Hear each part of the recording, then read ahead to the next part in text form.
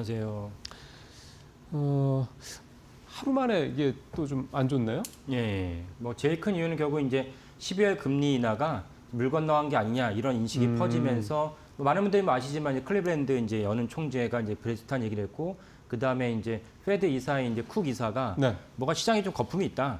그럼 뭐 그런 얘기를 하면서 이제 그 두 분의 어떤 발언이 전해지면서 그 나스닥이 대표적으로 이제 그 원래 엔비디아가 이제 6% 정도 그 시초가에서 올라가면서 이제 글쎄요. 시장의 분위기가 좋았는데 그러니까 미국 시장 얘기하는 겁니다. 그랬는데 사실 두 분의 이제 발언이 전해지면서 사실은 그러면 이제 좀 어렵겠다라는 인식이 확산되면서 그냥 근데 조금씩 빠진 게 아니고 거의 미끄럼틀 타는 수준으로 그냥 나스닥 지수가 확 빠지면서 그 여파로 지금 오늘 우리나라의 주요 종목들 뭐 우리나라 이렇게 반도체가 시총 1, 2위 기업이니까요. 그래서 이제 코스피가 좀 빠졌습니다. 예. 오늘 보니까 마이크론도 많이 빠졌고 샌디스크는 뭐 한 20% 이렇게 뭐 폭락이죠, 이렇게 되면. 예. 물론 그동안에 올해 뭐 샌디스크가 4배나 올랐던 걸 생각을 하면 사실은 뭐 큰 건 아닌데 이런 것들까지 좀 보면은 이제 다시 이제 원점으로 돌아와서 AI 거품론과 관련된 부분들에 대해서 정말 뭐가 있나라는 그런 우려를 참 이렇게 지우기가 쉽지 않을 것 같습니다. 찜찜한 예. 거죠. 그렇죠. 예. 그러니까 사실은 엔비디아가 실적으로 사실 거품론을 잠재웠다고 생각을 해서 아까 말씀드린 대로 장 초반에 이제 6%까지 올랐었는데 그렇죠, 근데 이제 또다시 이제 아까 말씀드린 그 주요 연준 인사들이 이제 부정적인 발언 그 다음에 엔비디아가 이제 어제 실적을 이제 동부 시간으로 이제 장 마감 이후에 서부에 엔비디아 서부에 있었으니까 실적을 발표했는데 실적은 그러니까 주요 지표 영업이익 매출 4분기 가이던스 봤을 때는 괜찮다라고 생각했는데 엔비디아의 세부 지표를 보니까 좀 약간 찜찜해라고 하는 구석이 뭐였냐면 이제 매출 채권이 되게 많았습니다. 매출 채권이 계속 상승을 보면서 매출 채권이라는 건 많은 분들이 아시겠지만은 내가 제품을 팔았는데 돈을 못 받았어요. 그 엔비디아의 주요 고객들 빅테크들인데 그 엄청난 물량의 그 엔비디아 칩을 사가서는 돈을 아직 안 줬다. 그러면 사실은 그들도 사실 돈이 캐시플로우가 좀 딸리는 거 아니야? 이런 것도 사실 일조했습니다. 그래서 이제 엔비디아도 3% 넘게 하락을 했다. 이렇게 이제 그런 부분도 굳이 이제 찝자면 그런 부분도 있지 않나 싶습니다. 그런 부분들이 결국은 이제 굉장히 디테일하게 들어가는 거잖아요. 예, 예. 근데 이제 사실 어제 환호했던 시장이 국내외 시장이 환호했던 거는 젠슨왕 CEO가 우리 내년 거 다 팔았어? 그리고 내후년 뭐 이런 부분에 대해서도 굉장히 긍정적인 얘기를 했고 그다음에 선순환 구조로 돌아가고 있어. 그러니까 선순환 구조라는 표현 자체가 일각에서 나온 이런저런 뭐 노이즈들이 다 필요 없는 얘기야. 우리 이제 잘 돌아가고 있어. 서로 각자 잘 협력하고 있고 서로 필요한 걸 주고받고 잘 하고 있어. 뭐 이런 얘기가 되는 걸 텐데. 근데 이렇게까지 했고 실적도 좋게 나왔고 했음에도 불구하고 이게 계속해서 이게 뭐랄까요? 이 뭔가 연기가 모락모락 나는 건데 이게 뭐가 이렇게 문제일 걸까요? 결국은. 예, 중간에 한 번씩 그 엔비디아가 이제 그런 것들을 갖다 불식시키지만 시장 관계자들이 이제 그 불식을 갖다가 동의하지 못한 이유 중 하나는 이제 그 빅테크들이 채권을 발행하면서까지 자금을 모아서 그 모은 자금 갖고 엔비디아의 칩을 사고 있으니까 그러면 도대체 시장에서 수요가 있다고 하는 건데 수요가 있다고 하면서 엔비디아 얘기하고 있죠. 수요가 있지만은 수요가 일으키는 근본적인 원인이 회사채를 발행해서 자금을 조달해서 엔비디아 칩을 산다면 이게 맞는 거냐? 이게 제대로 돌아가고 있는 거냐? 이런 이제 의문점이 있는 거죠. 그리고 이제 그 한두 개도 아니고 뭐 오라클, 뭐 메타 이들이 엄청난 회사채를 발행해서 자금을 모으다 보니까 잊을만 하면 이제 그런 것들이 나오면서 좀 그 불신하는 어떤 풍조가 계속 있습니다.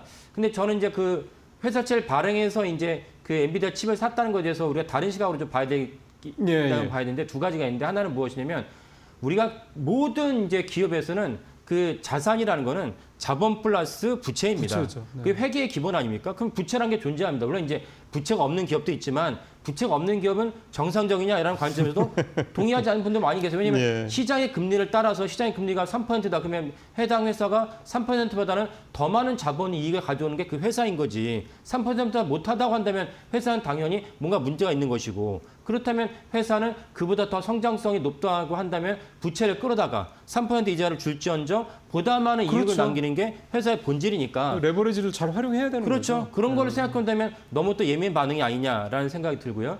근데 두 번째는 또 뭐가 있냐면은 그 채권 말고도 그 엔비디아가 너무 돈이 많다 보니까 곳곳에다가 돈을 갖다가 빌려주면서 빌려준 돈을 갖고 해당 기업들이 엔비디아도 칩을 사는 그렇죠. 이거는 무슨 뭐 그 무한 동력 연구 기간을 떠올리게 한다. 이게 이런 시각도 있습니다. 근데 이런 시각도 저도 그때 이제 그 고민을 하면서 어떤 게 그 아이디어가 떠오르면서 그 시각이 너무 과민 반응이다라고 생각이 들었냐 뭐냐면은 우리나라 현대그룹이 엄청난 그룹 아닙니까? 네. 현대그룹인데 예를 들면 이제 예전에 정주영 회장이 자동차 산업을 하고 싶다.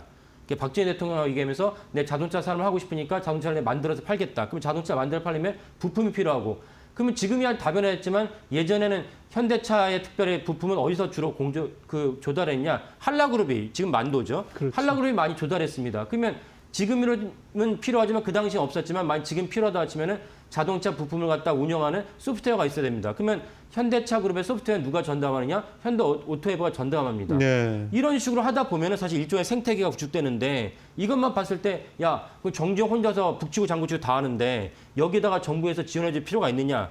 이 산업에 대해서 우리가 긍정적으로 바라볼 필요 있냐? 이런 시각도 존재할 수 있죠. 하지만 아까 말씀드린 대로 자동차 산업이라는 게 인류에게 필요한 것이고 국가 경제 발전에 부가가치 창출하는 것이 분명한 인식이 있다면 정주영 회장은 사실은 일종의 수직 계열화내지 재벌의 다각화 물론 거기에 대해서 뭐 재벌들이 이제 문어발식 경영이라 비판할 수 있지만은 어쨌건 그런 관점에서 핵심은 그렇게 했을 때 부가가치 창출하는 것이냐가 중요한 것이지 엔비디아가 돈이 많이 말렸기 때문에 돈이 부족한 곳에다가 돈을 빌려주면서 그 돈 갖고 우리 칩을 사라 얘기했던 것 자체만은 갖고 그게 색안경을 네. 끼울 필요가 있나라는 생각도 동시에 하는 것입니다. 그 구조가 이제 일종의 그게 이제 그 소위 말하는 순환 투자 이게 그거에 대한 지적을 이제 아마 전순환 CEO는 선순환 구조라고 이제 되받아쳤다라는 생각이 좀 드는데요. 지금 하나 조금 이제 약간 걱정스러운 회사가 오라클인 것 같습니다. 예. 여기에 좀 CDS 프리미엄이 계속 오른다고 그래서 예. 시장에서도 되게 오라클이 어제 출연했었던 이경민 부장이 했던 얘기도 오라클이 아마 되게 중요한 어떤 시그널이 될 거다, 신호가 될 거다 얘기를 하더라고요. 그래서 오라클이 이 상황을 극복을 하고 CDS 프리미엄도 떨어지면 그럼 올라가면 안 좋은 거니까요.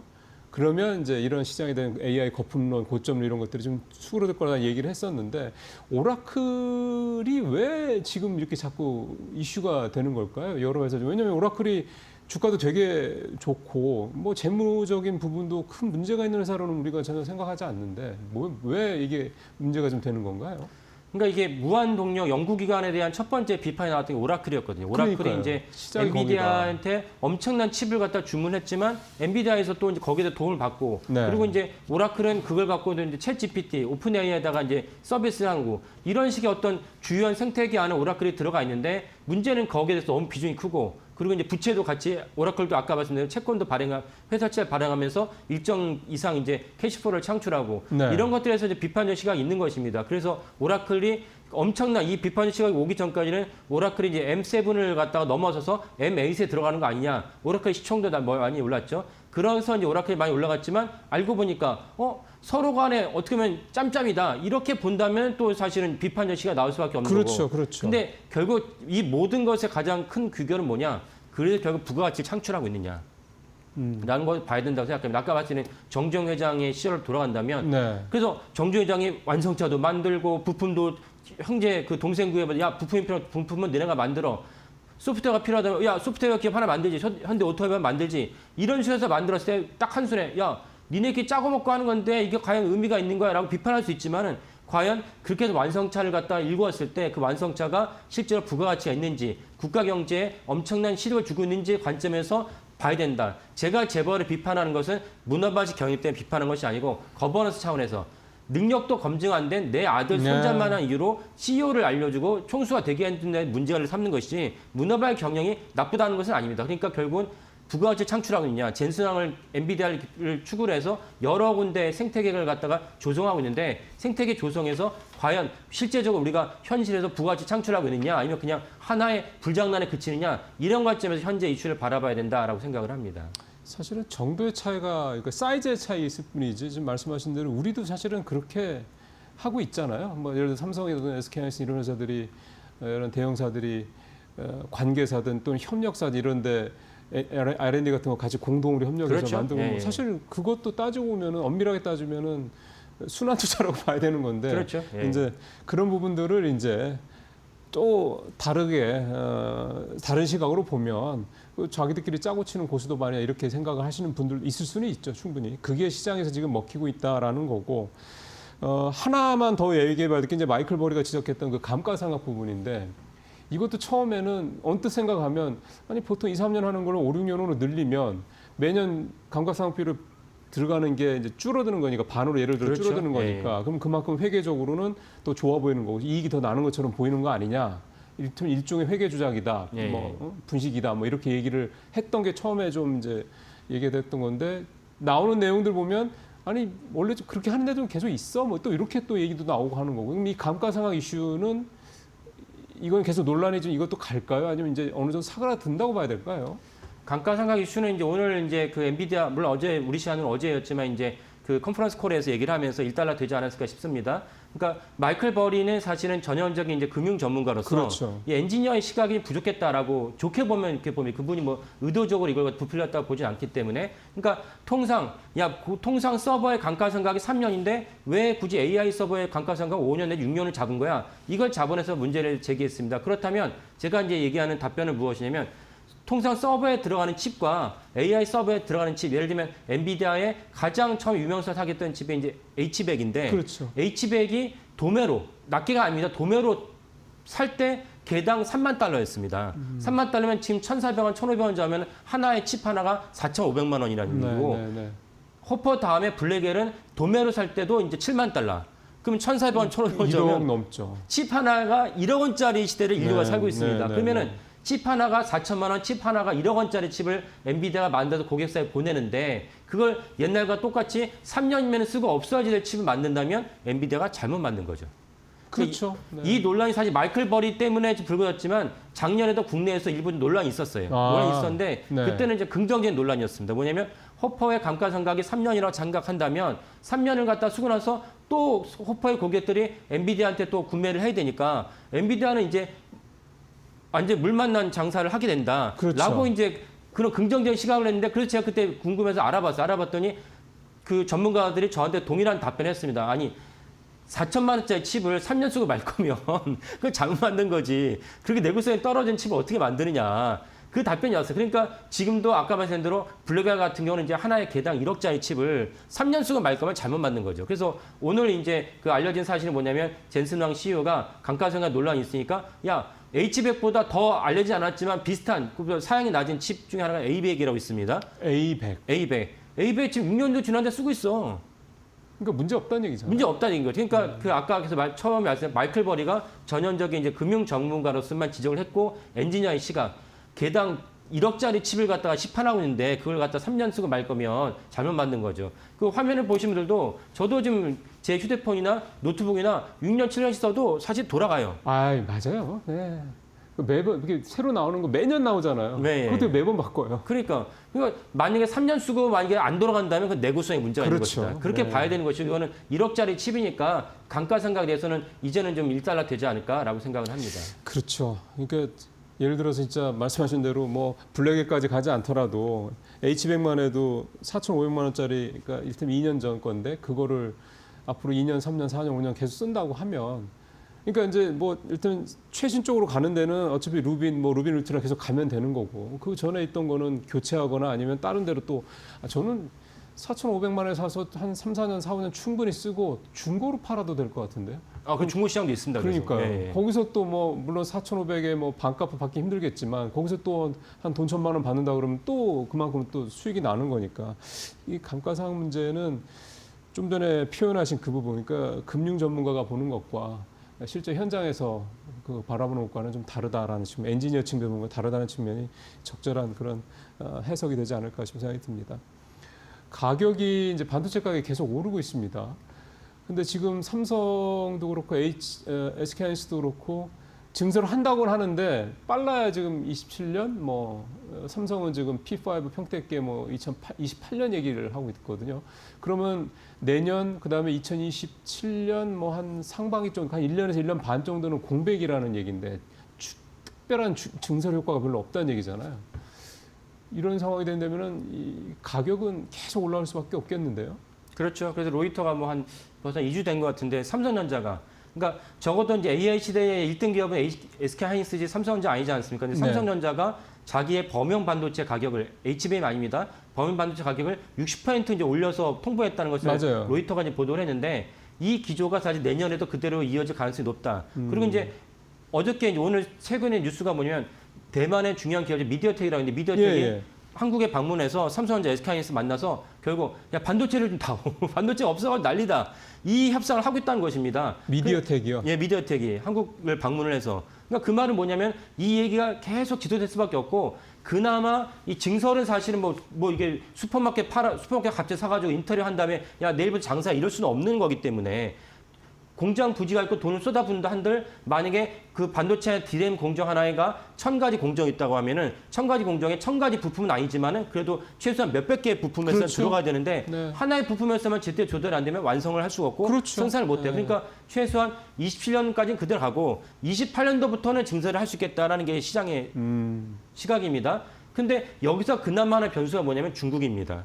CXMT 같은데. CXMT 같은 중국 범용 반도체 기업들이 가격이 올라가니까 그냥 물량 공세를 때려 그럴 버리면서 수도 있죠. 그러면 사실은 이제 어느 정도 그 물량에 대한 수요를 갖다 공급이 맞출 수는 있겠지만 그건 또 그때 일이고 그리고 중국이 사실은 그 전체 마켓 쉐어가 낮은 이유가 있습니다. 그들의 수율도 안 좋다든지 네, 품질 네. 안 좋다든지 이걸 갑자기 시장이 원한다고 해서 올린다고 해서 증설한다고 해서 되겠느냐 이런 거는 또 다른 이제 의문이긴 합니다. 그래서 어쨌건 네. 중국 변수는 하나 있다. 그리고 중국도 이제 CXMT가 뭐 지난주에 보도를 보면 이제 HBM 만들겠다.